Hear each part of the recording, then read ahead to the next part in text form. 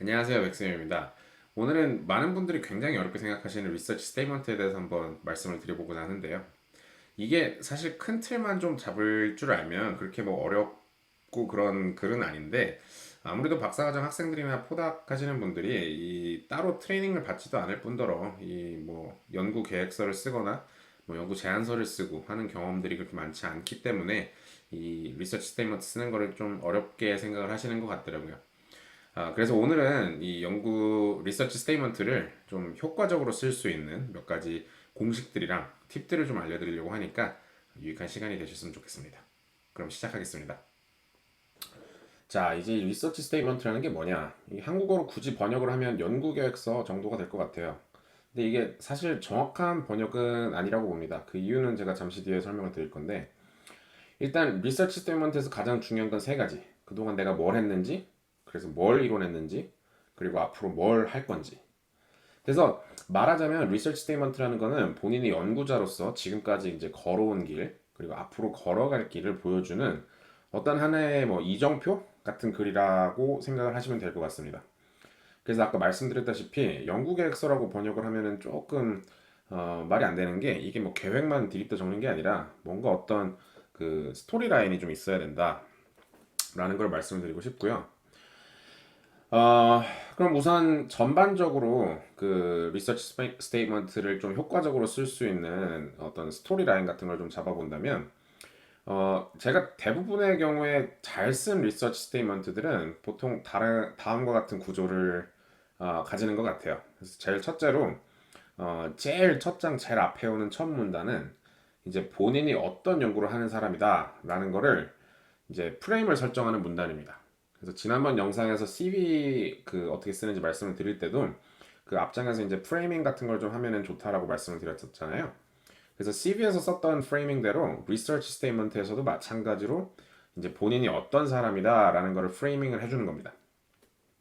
자, 근데 이때 이게 좀 성의를 보인답시고, 이게 그냥 컨트롤 C, 컨트롤 V 하지 말고, CV에서 했던 프레이밍이랑 리서치 스테이트먼트에서 했던 프레이밍이랑 좀 다른 각도에서 써보자. 그래서 좀 새롭게. 그래서 뭐 이런 식으로 좀 다르게 쓰려고 하시는 분들이 계신데, 좋지 않습니다, 이거는. 일관되게 가세요. 여러분들이야, 뭐 여러분들 본인에 대해서 너무 잘 아니까, 같은 내용을 살짝 다른 각도로 틀어가지고 서술을 해도, 뭐 그 두 가지 이제 다른 각도의 시각의 차이를 잘 연결을 해서 좀 다각적으로 문제를 바라볼 수가 있지만 심사위원들은 그런 거 못해요. 그런 시간도 없고 뭐 이 후보자의 연구에 대해서 잘 알지도 못합니다. 왜냐면 뭐 같은 학과라도 그렇잖아요. 교수님마다 하시는 일들이 다 다르고 그러다 보니까 이 잘 몰라요. 그 박사 디펜스 같은 거 하고 하셨으면 뭐 잘 아시잖아요. 그죠? 우리 심지어 우리 지도 교수님도 내가 뭘 하는지 잘 모르실 수가 있고 뭐 커미티에 박사 이제 디펜스 커미티에 앉아 계신 분들은 뭐 거의 열에 아홉은 그냥 그죠? 여러분들 논문도 읽어보지도 않은 근데 하물며 생판 모르는 심사위원들이 이거를 뭐 다양한 각도에서 바라보면서 이 사람이 이런 사람이구나 뭐 이렇게 접근을 한다? 이건 천만의 말씀이죠. 그래서 무조건 일관되게 가세요. 일관되게 뭐 진짜 거의 뭐 모든 문구들을 복사 붙여넣기 하셔도 상관없습니다. 이 프레이밍만큼은. 그래서 일관되고 똑같은 멘트를 계속 반복을 함으로써 좀 이렇게 심사위원들을 세뇌시키는 게 중요하다라는 말씀을 드리고 싶고요. 그리고 이 첫 문단, 이 프레이밍하는 문단을 작성을 하실 때는 이 한 문단에서 모든 승부를 본다라고 생각을 하셔야 됩니다. 이 미국 사람들이 많이 쓰는 표현 중에 elevator pitch라는 표현이 있어요. 이게 무슨 얘기냐면 여러분들이 뭐 엘리베이터를 탔는데 예를 들어서 여러분들 분야에서 엄청 유명한 교수님이 탔다고 칩시다. 그래서 나는 지금 7층을 눌러놨는데 이 교수님은 딱 들어오시더니 5층을 누르시네요. 그럼 이제 이분이 5층까지 딱 올라가시는 동안 이 내 어필을 빨리 해야 돼요. 내가 이런 사람이다. 그래서 뭐 이거 장황하게 막 설명하고 할 시간이 없습니다. 빨리 빠바바박 설명을 해서 좋은 인상을 딱 심어주고 그래서 이분이 딱 내리시면서 언제 커피 한 잔 하면서 이야기 좀 해봅시다 라는 말씀을 하시도록 만들어야 돼요. 그래서 그 짧은 시간 안에 이 사람한테 내가 어떤 사람인지 인상을 주고 자기를 팔아야 됩니다. 그거를 이제 엘리베이터 피치라고 하는데 이 리서치 스테이먼트에서 첫 문단은 엘리베이터 피치입니다. 그래서 심사위원들 눈을 빨리 딱 사로잡고 첫 문단에서 벌써 내가 이런 걸 하는 사람이다 라고 이제 감이 딱 오도록 그 얘기를 하셔야지 이걸 못하면 첫 문단 읽고도 이 사람이 뭐 하는 사람인지 모르겠다 싶잖아요. 그러면 심사위원 입장에서는 그 뒤는 별로 읽고 싶지도 않아요. 왜냐면 내가 읽어야 될 게 너무 많으니까. 그리고 뭐 같은 맥락에서 중요한 게 이게 나는 연구자가 아니라 세일즈맨이다. 이 첫 문단을 쓰실 때만큼은 내가 연구하는 사람이 아니고 과학자가 아니고 세일즈맨이다라고 좀 생각을 하세요. 이 연구자들, 특히 이게 학생들 같은 경우에 이 뭔가 자꾸 설명하려고 들고 본인 생각에 좀 허점이 있는 것 같아서 그걸 자꾸 방어를 하려고 들고 그러다 보니까 굉장히 이런 디테일 막 소소한 거에 집착을 하는 경향이 굉장히 많아요. 근데 엘리베이터 피치라는 거는 말하자면 세일즈 피치예요. 그죠? 그래서 세일즈를 하셔야 됩니다. 그래서 무슨 소리냐? 이 한 문단에서 내가 뭐 하는 사람인지 모든 세세한 내용을 다 설명하지 않으셔도 된다는 거예요. 그냥 명쾌하게 나는 이거 하는 사람이야. 이런 식으로 먼저 말하자면 이렇게 선언을 한 다음에 이 어느 정도의 궁금증은 열어두시는 게 좋습니다. 즉, 내가 첫 문장에서 나는 이런 거 하는 사람이야 라고 말을 한 다음에 이거에 대한 부연 설명을 막 구구절절 하실 필요는 없다는 거예요. 오히려 중요한 키워드들이나 중요한 포인트들을 짚으시면서 이 사람 뭐 하는지 되게 궁금한데? 라는 생각이 들도록 만드시는 게 차라리 좋아요. 이 첫 문단에서 모든 궁금증을 해결해 주실 필요는 없다. 오히려 반대로 궁금증을 어느 정도 만들어 놔야 그 뒤가 읽고 싶잖아요. 그죠? 그래서 이 사람 좀 재밌는 거 하는 것 같은데 뒤에 뭐라고 써놨는지 한번 읽어볼까? 이런 생각이 들 수 있도록 쓰시는 게 좋다라는 말씀을 드리고 싶고요. 자, 그러면 이제 프레이밍이 끝난 다음에는 내가 왜 이런 연구를 하고 있느냐에 대한 어떤 동기를 설명하는 간단한 한두 문단 정도가 필요합니다. 그래서 내가 이런 연구를 왜 시작하게 됐는지, 대체 뭐가 궁금해서 이런 걸 들여다보게 됐는지, 이런 것들을 쓰셔야 돼요. 물론 압니다. 많은 분들이 실제로 궁금해서 연구를 시작한 게 아니라 그냥 지도 교수님이 이거 하라고 하니까 시작하셨을 거예요. 그죠? 그렇지만 어찌됐든 본인 연구 주제니까 처음에 이런 딱 연구 주제를 교수님이 던져 주셨을 때 들었던 생각들이 있을 거 아니에요. 그걸 좀 잘 캐치를 해서 쓰셔야 됩니다. 이때 중요한 건 그거예요. 우리가 첫 문단에서 프레이밍을 잘 잡았잖아요. 그래서 읽는 사람 입장에서 첫 문단 딱 읽고 나면 이 사람 뭐 하는 사람이지? 궁금한데? 이렇게 좀 막 궁금증이 들기 시작하는 단계 아니에요? 그럼 이제 이 두 번째 문단, 세 번째 문단으로 들어와서 이 연구 동기를 보여줄 때 이게 뭔가 무릎을 탁 칠 만한 그런 이 그 동기를 딱 보여주면서 읽는 사람을 이 내 연구로 이렇게 초대를 하는 겁니다. 그 말은 뭐냐? 다시 말해서 내 연구 동기에 해당하는 부분을 쓸 때 이거 뭐 아무도 안 궁금한데 나 혼자 궁금한 거 막 신나서 쓰면 안 되고요. 뭔가 다들 궁금해하고 다들 흥미로워할 만한 주제를 찾아서 쓰셔야 됩니다. 그래야 읽는 사람을, 이 독자들, 심사위원들을 내 연구로 이렇게 초대를 할 수가 있어요. 그래서 예를 들어서 저 같은 경우는 저는 Geometric Data Analysis라는 걸 하는 사람인데 이게 결국에는 어떤 물체의 형상이랑 어떤 과학적 현상 간의 관계를 이 데이터로부터 분석을 해내는 그런 연구를 하는 거거든요. 근데 이제 방금 제가 설명한 것처럼 이런 식으로 얘기를 하면 뭔지 감이 잘 안 와요, 사실. 그죠? 근데 만약에 제가 이런 식으로 소개를 하는 게 아니라 조금 다른 접근을 한다고 칩시다. 그래서 예를 들어서 여러분들 종이 비행기 많이 접어보셨잖아요. 어렸을 때. 그리고 이게 애들 가지고 노는 비행기가 사실 접는 방식도 굉장히 다양해요. 그래서 제가 기억하는 것만으로도 뭐 한 두서너 가지가 되는데 이 뭐 세모 모양 비행기도 있고 약간 오각형 형식으로 해서 이렇게 접는 비행기도 있고 뭐 되게 많잖아요. 근데 이게 재밌는 게 이 비행기를 어떤 모양으로 접느냐에 따라서 이게 딱 날렸을 때 위로 붕 떴다가 그냥 곧바로 땅으로 곤두박질 치기도 하고 뭐 이렇게 잘 가는데 옆으로 휘기도 하고 뭐 어떨 때는 그냥 곧장 바닥으로 돌진하기도 하고 이 굉장히 아웃컴이 다양합니다. 이게 왜 그러냐면 비행기 생김새에 따라서 공기 저항이라든가 이런 역학적인 성질이 달라지기 때문에 그렇거든요. 근데 이런 단순한 종이 비행기조차도 이렇게 생기면 이런 식으로 날 것이다. 뭐 이렇게 생기면 공기 저항은 이만큼 받을 것이다.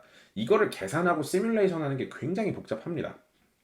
그래서 제가 하고 있는 이 Geometric Data Analysis라는 연구는 이런 물체의 형상에 따라서 뭔가 과학적 현상들이 달라지는데 요걸 이제 머신러닝이나 통계 모델을 이용을 해서 학습을 한 다음에 복잡한 이런 시뮬레이션이나 계산 과정 없이 물체의 생김새만 딱 보고 나면 컴퓨터가 얘는 아마 이런 식으로 될 거야 라는 식으로 어떤 지능적인 예측을 할 수 있도록 하는 뭐 그런 연구를 하는 거거든요. 자, 제가 이렇게 설명을 했다고 쳐요.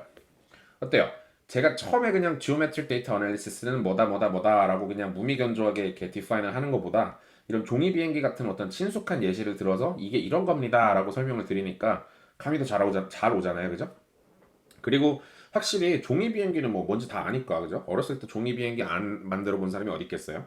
그래서 뭔가 듣는 사람 입장에서 본인이 어렸을 때 종이 비행기 접었던 기억이랑 이렇게 막 이상하게 접어가지고 이렇게 날려봤는데 잘 안 날고 그래서 뭐 날개를 이렇게 바꿔보고 뭐 이런 거 했던 기억이랑 이런 것들을 그 듣는 사람 입장에서 그걸 본인의 경험과 연결지어서 말하는 사람 얘기에다가 좀 더 빠져들게 그렇게 이제 좀 빠져들어서 이제 이야기를 듣게 되는데 이거 뭐 사회심리학에서 뭐라고 하던데 저는 아직 뭐 기억을 잘 못하겠고 뭐 아무튼 이 설명을 듣는 입장에서 그냥 듣는 게 아니고 내 개인적인 경험이나 관심사 이런 거랑 연결을 지어서 설명을 듣게 되면 훨씬 더 깊게 빠져들고 주의 깊게 읽게 되잖아요.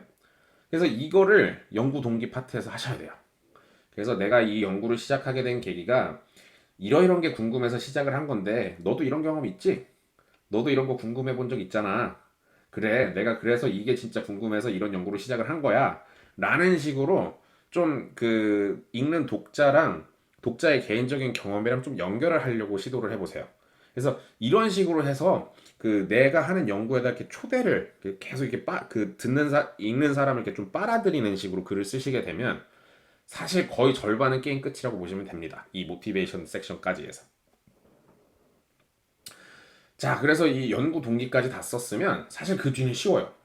그 첫 문단에서 그 프레이밍 하는 부분이랑 연구 동기까지 잘 써놨으면 사실 심사위원은 이미 나한테 넘어온 상태예요. 그래서 이때부터는 굉장히 호의적인 마음 상태로 여러분들 연구 계획서를 읽기 시작할 겁니다. 그래서 내가 지금까지 이 한 연구를 소개하는 이 previous work 부분에서는 그냥 그동안 내가 했던 연구 요약해서 잘 쓰시면 돼요. 그래서 딱히 뭐 많이 드릴 팁은 없는데 그래도 뭐 날로 먹으면 안 되니까 몇 가지 말씀을 드리자면 일단 이 previous work 쓰실 때는 뭐 좀 있어 보이게 전문적으로 쓰셔도 됩니다. 이거를 뭐 굳이 너무 또 계속 쉽게 설명하려고 하지 마시고 이걸 사실 저한테 어떤 교수님이 이게 미국식 말하기라고 뭐 이제 그런 식으로 말씀을 하시던데 이 미국식 말하기라는 게 뭐냐면 처음에 되게 막 이게 쉽고 친숙한 비유 같은 거 들어가면서 굉장히 이해하기 좋고 친절하게 설명을 해주다가 갑자기 막 뭐 엄청 복잡한 이런 공식 같은 거 나오고 막 차트 엄청 복잡한 거 나오고 이런 거 빡빡빡빡 보여주면서 야 내가 이런 거 대단한 거 하는 사람이야 니네 이해 안 되지? 그치만 뭐 이거 이해 안 해도 상관없고 그래서 결론적으로는 이런 거 하는 거야 라는 식으로 처음에 이게 되게 쉽게 갔다가 되게 어렵게 빠져들었다가 다시 줌아웃해서 조금 다시 쉽게 이제 정리를 해주는 그런 식으로 이제 발표를 하면 내가 듣는 사람 입장에서는 아, 이 사람 뭔가 대단한 걸 하는 것 같은데 구체적인 디테일은 이해가 안 되지만 어쨌든 큰 그림을 이해를 했어. 그래서 아, 이 사람은 대단한 거 하는 것 같아. 라는 이제 마음이 들게끔. 그래서 그렇게 말을 하는 거를 뭐 미국식 말하기라고 하더라고요. 저도 뭐 이게 어디서 나온 소리인지는 모르겠는데.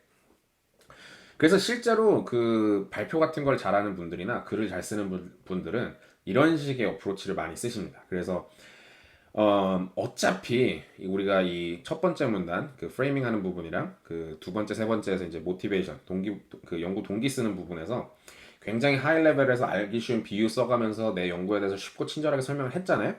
그러니까 previous work에서는 약간 좀 전문적인 것들, 그 복잡한 것들 이렇게 막 넣어서 좀 있어 보이게 쓰셔도 돼요.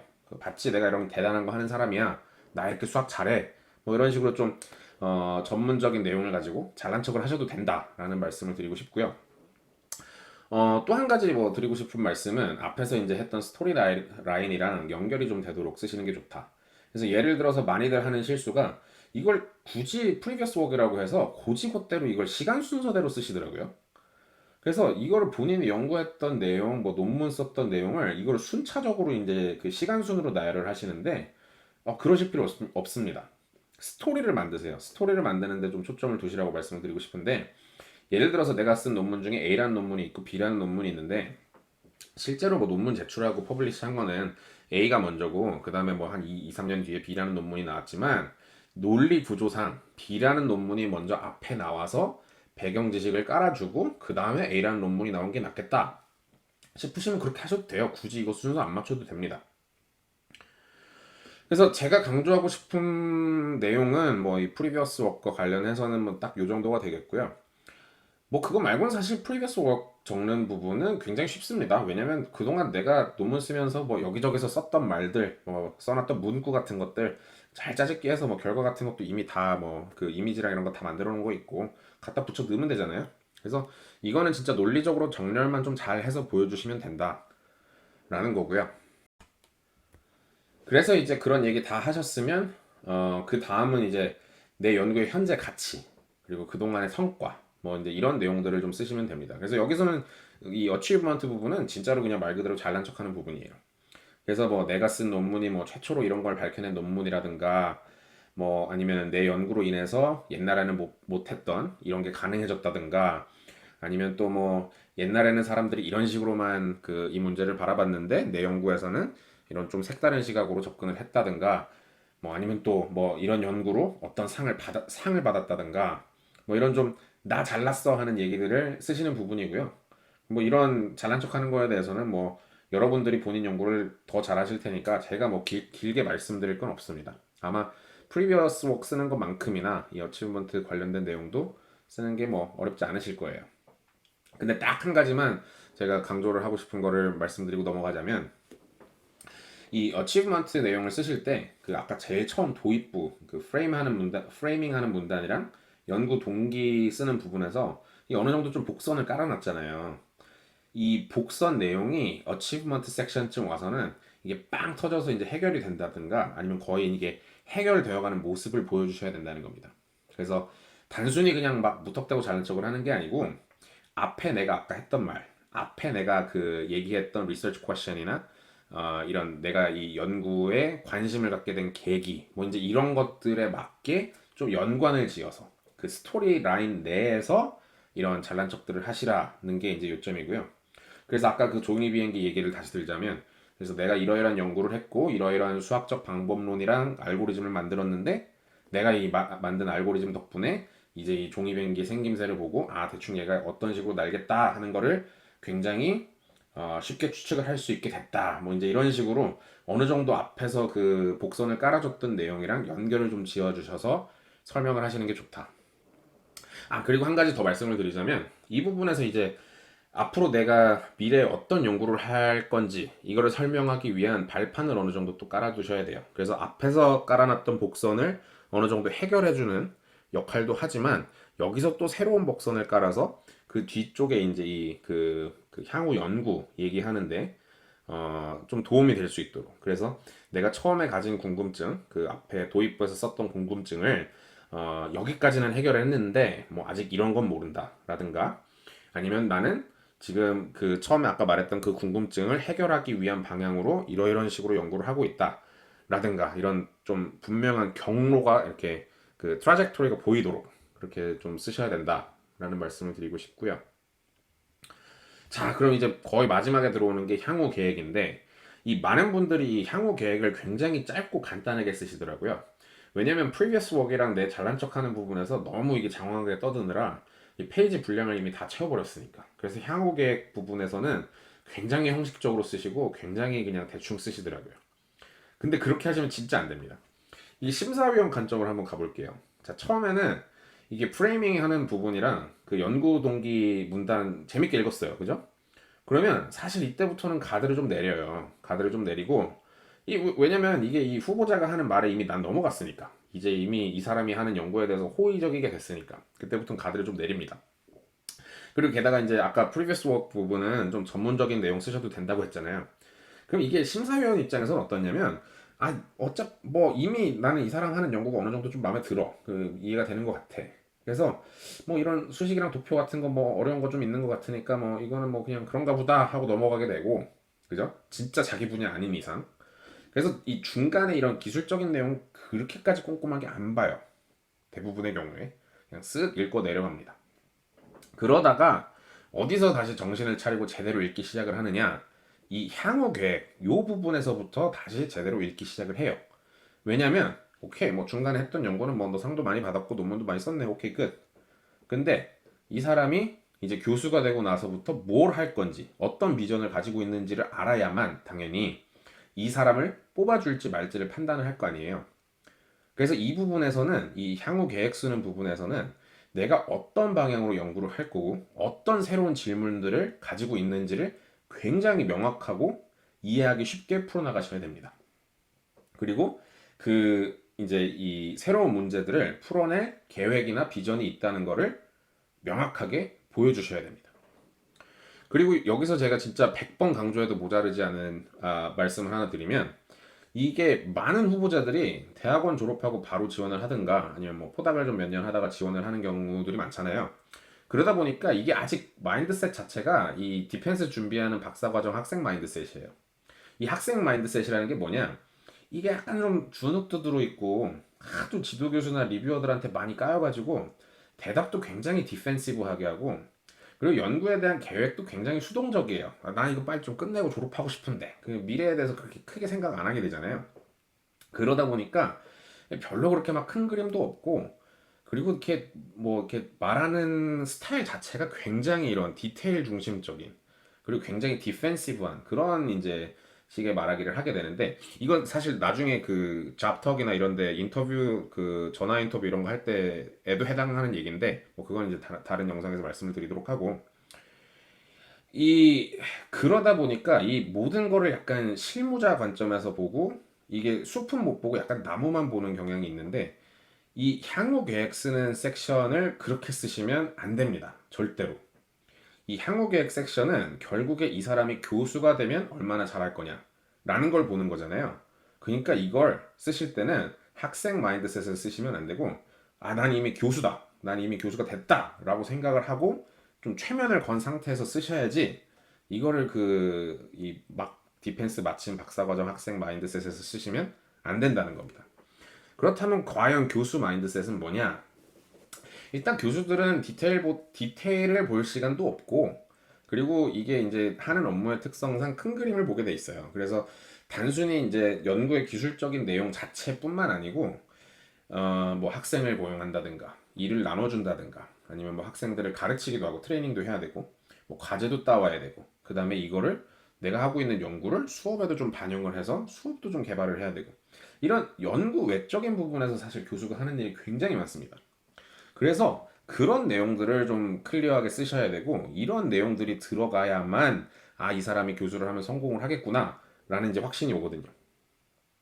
그래서 딱 이 향후 계획 부분을 봤을 때 이 사람은 어떤 식으로 랩 셋업을 하고 어떤 식으로 뭐 과제 제안서를 어디다가 쓰고 뭐 학생은 어떤 뭐 부류의 학생들을 고용을 해서 뭐 이러이런 랩을 만들겠구나. 그래서 이 사람이 뭐 그 5년 6년 후에는 이런 교수가 되어 있겠구나 하는 이 비전을 굉장히 클리어하게 보여야 된다는 겁니다. 그래서 사실 이 연구의 기술적인 내용보다 이 향후 계획 섹션에서는 이런 그큰 그림을 보여주는 게 더 중요하다고 볼 수가 있어요. 사실 기술적인 내용은 뭐 그래 뭐 이 사람 연구 잘 하는데 논문도 많이 썼고 당연히 뭐 그 하고 싶은 분야가 있겠지 어느 정도 어쌔을 해요. 근데 이제 이 사람이 얼마나 과제를 잘 따오고 뭐 이제 이런 것들이 그 사실 교수 채용하는 심사위원 관점에서는 그런 게 궁금하기 때문에 그리고 이제 뭐 앞으로 이제 5년 6년 후에는 이 사람이 이런 교수가 되어 있어서 그래서 뭐 문제없이 테뉴어도 받고 부교수로 승진도 하고 뭐 이런 걸 할 수 있겠다라는 확신이 들게끔 그래서 그렇게 향후 계획을 쓰셔야 된다는 게 제가 강조하고 싶은 말씀입니다. 어때요? 좀 감이 잡히시나요?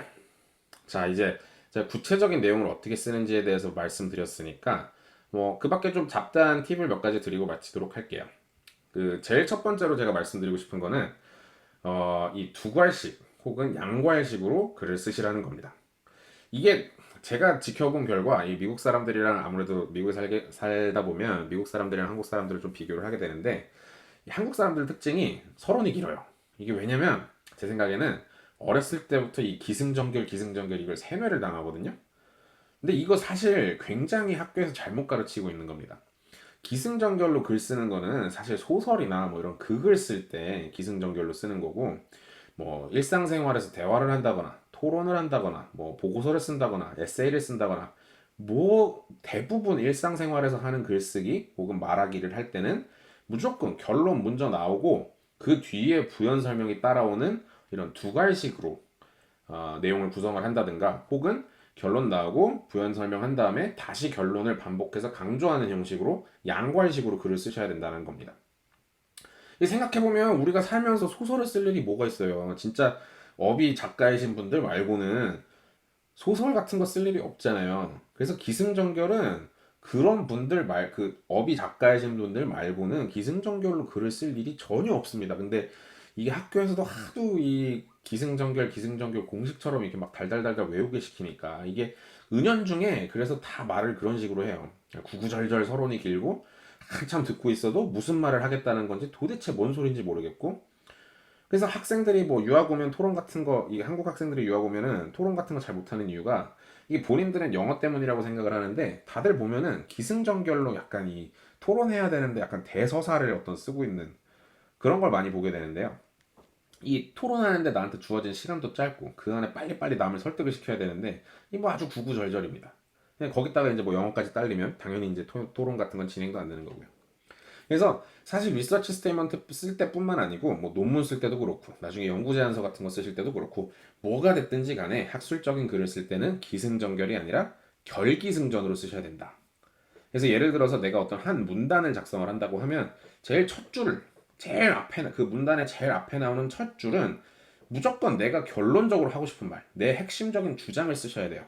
먼저 그렇게 빡 질러 놓고 그 다음에 이제 그거를 서포트하는 문장들을 쓰셔야지, 이게 그냥 막 기승전결로 하나하나 한 문장 한 문장씩 이렇게 차곡차곡 쌓아 올라가시면 이게 좋지가 않습니다. 그리고 문단 내에서뿐만 아니라 글의 전체적인 흐름도 사실 결기승전으로 가셔야 돼요. 그냥 아까 제가 첫 문단 말씀드렸잖아요. 뭐라 그랬죠? 프레이밍 하는 문단부터 먼저 쓰시라고. 그게 그 얘기입니다, 사실. 그래서 결론적으로 나는 이런 거 하는 사람이야 라고 딱 먼저 디클레어 하신 다음에 내가 왜 무슨 동기로 이런 연구를 시작했는지, 이게 이제 기승전결의 기에 해당하는 부분이겠죠.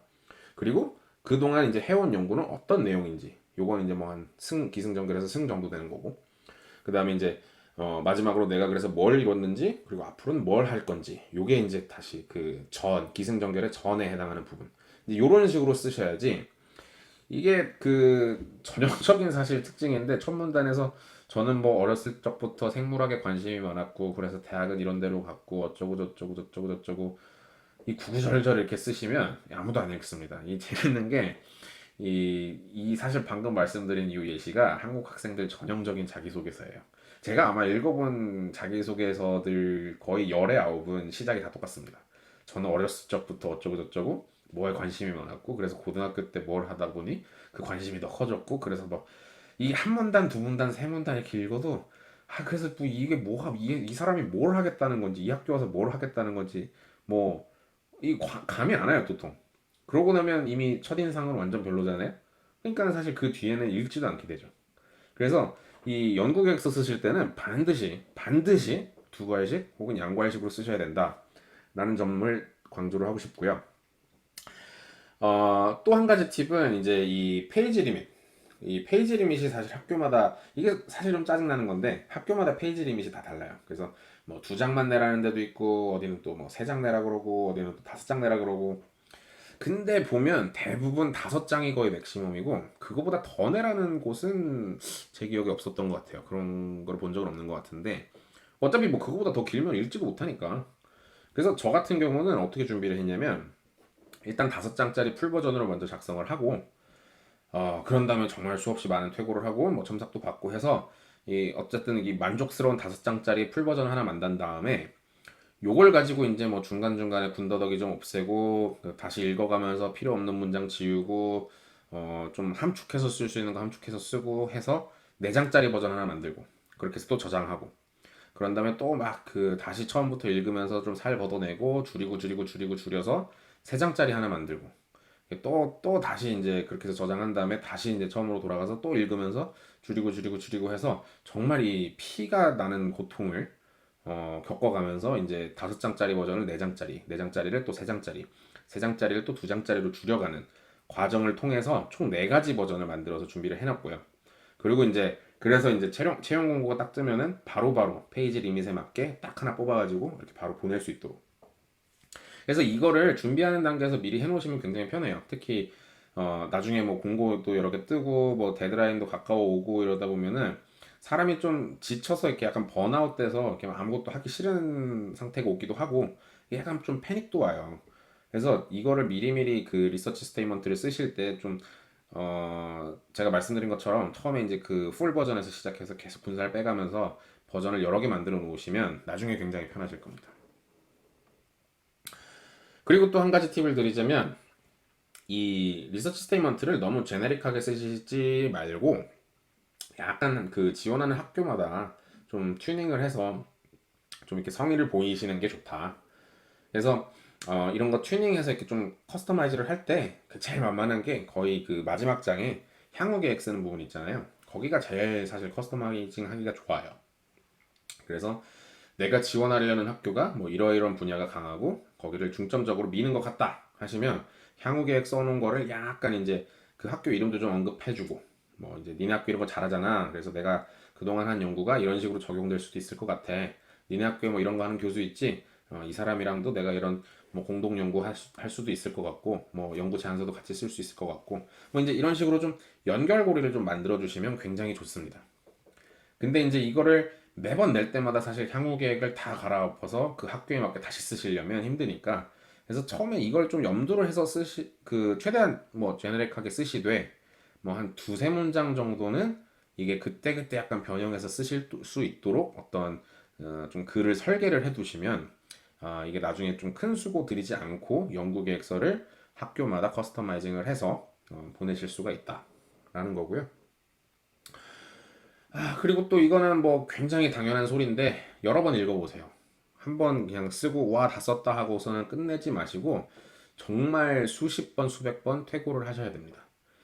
처음에 퇴고를 하실 때는 논리적인 흐름을 위주로 보시고 수정을 하시고 그래서 뭐 처음에 퇴고를 하실 때는 처음에 이제 뭐 한 이제 뭐 10번, 20번 이렇게 읽고 하실 때는 뭐 이거를 이렇게 그런 사소한 문장 요소 같은 거를 보시지 마시고 얼마나 논리적인 그 흐름이 있는지, 얼마나 내 주장을 잘 펼치고 있는지 위주로 좀 그 퇴고를 하시는 게 좋고 이제 나중에 이제 그 뒤로 갈수록 이제 문장이 얼마나 명료하고 이해하기가 쉬운지, 뭐 문법적인 오류는 없는지, 뭐 이런 내용들을 위주로 보시면 됩니다.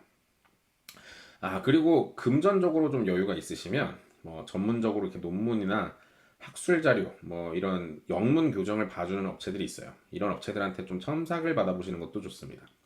저는 한번 써봤는데 꽤 괜찮더라고요. 특히 뭐 이 프리미엄 교정 이런 거 있는 업체들이 있는데 이걸 하면 이제 문법 교정만 해주는 게 아니고 이게 글이 얼마나 논리적인지 글이 흐름은 어떤지 뭐 이제 이런 것까지 다 봐주더라고요. 그래서 비싸긴 한데 그래도 뭐 본인의 미래에다가 투자를 하는 거니까 그래서 내가 교수가 됐을 때 뭐 그런 기쁨, 성취감 뭐 이런 것들에 비하면 뭐 저는 충분히 뭐 할 만한 가치가 있는 투자 아닌가라는 생각도 좀 해보고요.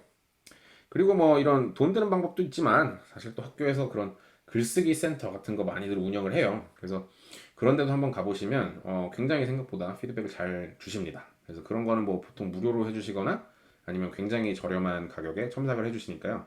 이런 것도 한번 알아보시고 부탁을 해보시면 좋을 것 같고요. 그리고 이거랑 별개로 주변 친구들이나 동료분들한테 한번 이렇게 좀 돌려보고 이거 어떤지 평을 좀 해달라라고 좀 하세요. 그래서 뭐 이걸 꼭 굳이 완성된 거를 보여줄 필요도 없고 그냥 쓰는 과정에서 그래서 그 사람들한테 보여주고 이거 어떻게 생각하냐. 그리고 뭐 이제 주변에 친한 교수님들이 있으시면 이런 거 그 지도 교수님들도 이런 거 많이 잘 도와주시고요. 그래서 이런 분들한테 이제 부탁을 하면서 이거 좀 읽어보고 이상한 부분 있으면 좀 지적 좀 해주시고 뭐 궁금한 거 있으시면은 물어봐 주세요. 이런 식으로 부탁을 하시고 그래서 이제 이런 좀 대화를 좀 많이 나누시다 보면 그 피드백도 좀 듣고 하시다 보면은 내가 이런 걸 잘 못하고 있구나. 이런 걸 좀 구체적으로 설명을 해야겠다. 뭐 이런 감이 좀 오실 겁니다. 그래서 사람들이 하는 말을 또 굳이 그거를 다 흡수를 하실 필요는 없고요. 일단 많은 대화랑 많은 어떤 피드백을 통해서 어느 정도 이제 내가 어떤 게 잘 되고 있고 어떤 게 잘못되고 있는 건지를 이제 좀 의견들을 많이 수렴을 하시고 그러고 난 다음에 이제 거기서 이거는 사람들이 말이 맞는 것 같아. 이거는 저 사람들이 좀 잘못 생각하고 있는 것 같은데 이런 좀 그 본인이 결국에는 그 본인 주관에서 생각을 해야지 뭐 사람들이 고치라는 거 다 일일이 다 고치게 되면 나중에는 글이 좀 엉망진창으로 갈 수가 있으니까 그래서 제가 어쨌든 드리고 싶은 말씀은 이 글 쓰는 게 사실 굉장히 어려운 작업이에요. 굉장히 어려운 작업이고, 이 해밍웨이가 그 여기 지금 그 말하는 것처럼 그 글을 잘 쓰시려면 결국에는 정말 글 앞에서 오랫동안 앉아서 오랫동안 여러 번 진짜 수백 번 수천 번 읽어보고 계속 퇴고하고 계속 수정하는 과정을 거쳐야만 좋은 글이 나온다. 라는 게 이제 그 제가 말씀드리고 싶은 거고요. 마지막으로 드리고 싶은 말씀은 적극적으로 좀 이런 시각적인 효과를 사용을 해보시라는 팁을 드리고 싶은데 이게 우리가 논문을 내고 보통 학술적인 글쓰기를 할 때는 문장을 이렇게 막 볼드체로 써서 강조를 한다거나 밑줄을 긋는다든가 뭐 이런 거를 허용을 안 해주잖아요. 그래서 좀 되게 건조하고 좀 격식을 차려서 쓰게 되는데 리서치 스테이먼트 쓰실 때는 좀 적극적으로 이렇게 볼드체나 이탈릭체, 뭐 밑줄 같은 거 이렇게 활용하셔도 상관없습니다. 뭐 간혹 가다가 막 이렇게 막 색깔 넣어서 이렇게 강조하고 이런 분들도 계신데 저는 그건 좀 비추고요. 그래도 뭐 꼭 필요하다 싶으시면은 하셔도 상관은 없는데 저는 뭐 색깔 넣는 건 좀 별로더라고요. 어찌됐건 미국에서는 과제 제안서나 뭐 이런 거 쓸 때 굉장히 좀 적극적이고 공격적으로 자기가 강조하고 싶은 부분을 이렇게 밑줄도 긋고 볼드체도 이렇게 강조도 하고 이런 거 많이 합니다. 그래서 연구 계획서에서도 그 이런 거 잘 활용하시면 굉장히 효과적일 수 있겠고요. 뭐 물론 당연히 이것도 너무 많이 쓰시면 굉장히 또 지저분해지고 약간 좀 그 강조해야 될 게 이렇게 좀 너무 많아지면은 이 뭐라 그러지 분산되는 효과가 있잖아요. 그리고 좀 결정적으로 그런 거 너무 많이 하면 또 약간 좀 사짜 같고 언프로페셔널한 느낌이 좀 드니까 적당히 좀그 진짜 강조해야 될 부분에서만 이런 시각적인 효과를 사용하시라고 말씀을 드리고 싶네요. 네, 그래서 오늘은 리서치 스테이먼트에 대해서 한번 알아봤는데요. 그때 좀 도움이 되셨나요? 혹시 궁금하거나 부연 설명 필요하신 부분이 있으시면 밑에 댓글로 달아주시고요. 영상이 도움이 되셨다면 좋아요와 구독 부탁드리겠습니다. 그럼 저는 또 다음 영상에서 찾아뵙도록 하겠습니다. 감사합니다.